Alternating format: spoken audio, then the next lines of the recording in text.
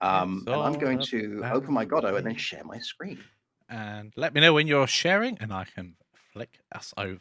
And why don't we jump straight into the action RPG? So I'm just waiting for Godot to load. Godot 4 does take a little bit of time to load on my machine. Now I've got your face on the lower left. So if you're going through the file manager at any point, give me I a am heads up now and I'll switch it off. sharing. I can see. Brilliant. I might give you a heads up. I might not. I'm going to fill this monitor with your face so I can look like I'm talking to you rather than seeing what I'm doing twice. All right. So this is a few hours of playing around. Very, very simple. But there's a few things I wanted to look at. First off, the new volumetric fog is working really nicely. You can turn this up to get some actual God rays. I didn't have them here because they're a bit much. It's a little bit slow down on my machine. I think that's my machine. We've got these stairs down here. This is a very simple controller. The fog is a little heavy. And there is something that turned up for both this and Toucy Kickabout that I want to talk about. Being able to move props like that isn't automatic. So what I'm going to do is I'm going to close that. I'm just going to quickly drag this over here and reset it to the normal and show you what I had to do to make that work.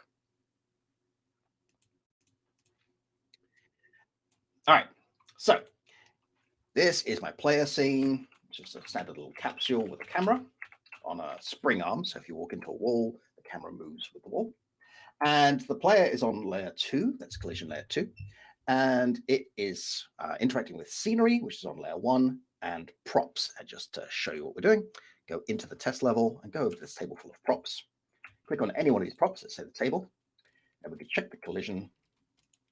And it is on layer 3, and it is interacting with scenery, player, and props. So props can interact with each other, etc. And I've gone and looked up the actual weights, which did lead to my most fun Google search of all time. What is the average weight of a human skull in kilograms?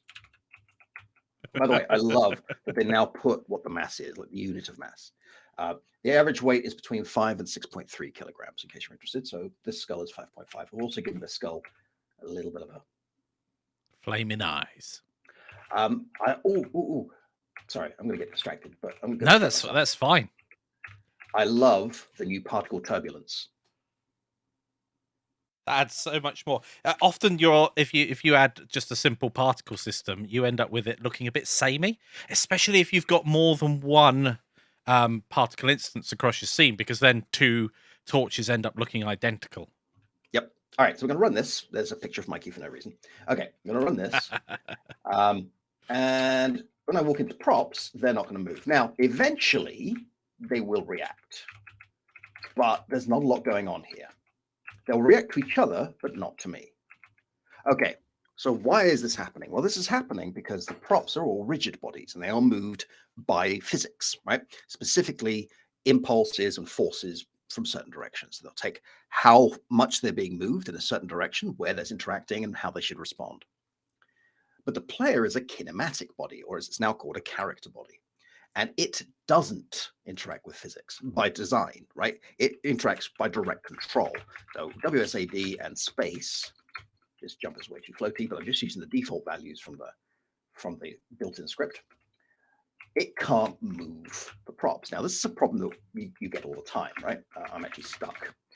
This is a problem you get all the time because kinematic bodies don't impart force by design. How do you make it work? Now, in Godot 3, all you do is you go to your rigid body. Sorry, all you do is you go to your kinematic body, which is now character body, and you'd scroll down until you found. Oh no, it's not here. There is no infinite inertia. So how do you make infinite inertia work? This actually took me a little while to figure out because there is no infinite inertia hook in the API. You can't do it by script. So I went looking for why it was removed, and I discovered that Godot 4 has one-way collision masks. So let's take a look at the collision again. The player is on layer 2. It's interacting with layers 1 and 3. It doesn't have to interact with players because it's the only player, so I don't care.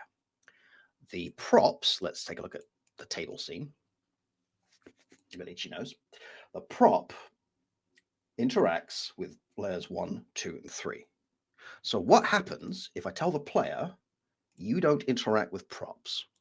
In other words, the player is not going to be stopped. Let's find out.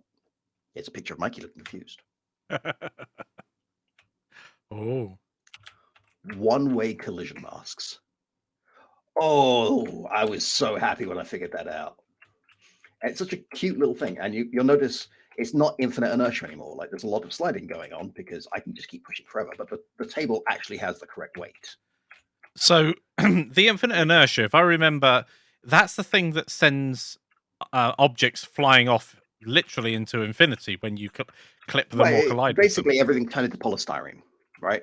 Although polystyrene, no wind resistance. You'd hit it and it would just fly because it was infinite inertia, because it couldn't calculate the inertia. Now it's not doing that. It has no idea of how fast the player is going.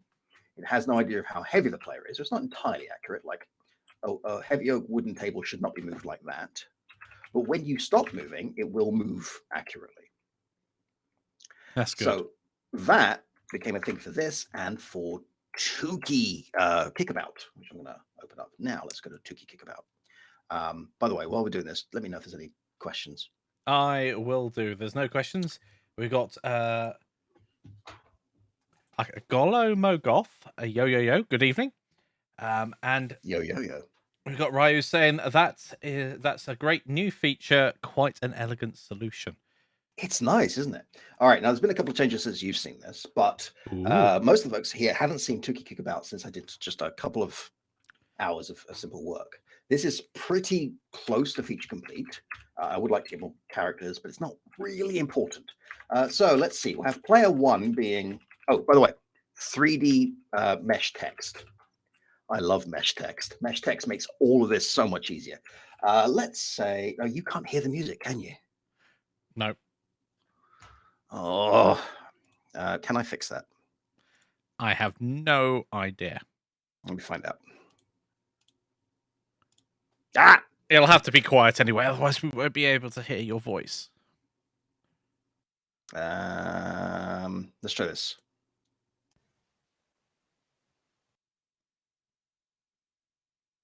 Okay, fine. Nope. Mikey can show off the music another time, but it's really nice house music. Let's go with low poly as player 1 and Toucy as player 2. Can't see anything on your screen at the moment. How about now? Yes. Yeah, we can. All right. So let's restart that. You should probably explain what's happening with those the score as well, why it's pulsing. Yep. All right. So I've got a very simple character select. Let's actually go with Annie and low. Annie has soft body ears. Soft body is so much easier now, by the way. And here's low poly. I'm a bit proud of this one. There's your ball. And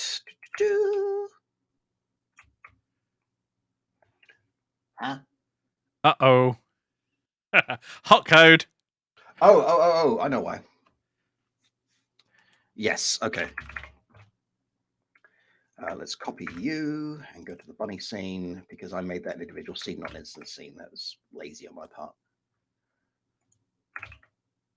No. Let's try that again. Save that. You are now there. Great. In fact, you know what I'm going to do? We have to make sure we don't speak for a second. I'm going to let people hear the thing through my microphone.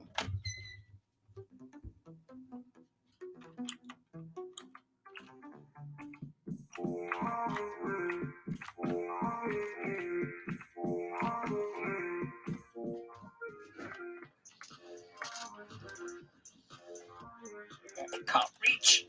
There we go. Got my headphones back in. Okay.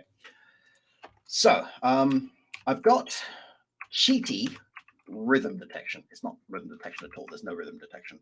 I've figured out the beats per minute and put the animation the same size. Godot does have the ability to understand how many beats per minute, how long a bar is, and things like that. I just can't figure out how to use that information. Once I do, I will. And beat detection is actually quite difficult to do. Usually, beat detection is based upon low frequency, so they usually a bass kick or something along those lines. You will notice, by the way, that I've added these two cylinders in the middle here. for a simple gameplay reason. I'm so bad at this game. Yes. Okay, here's why.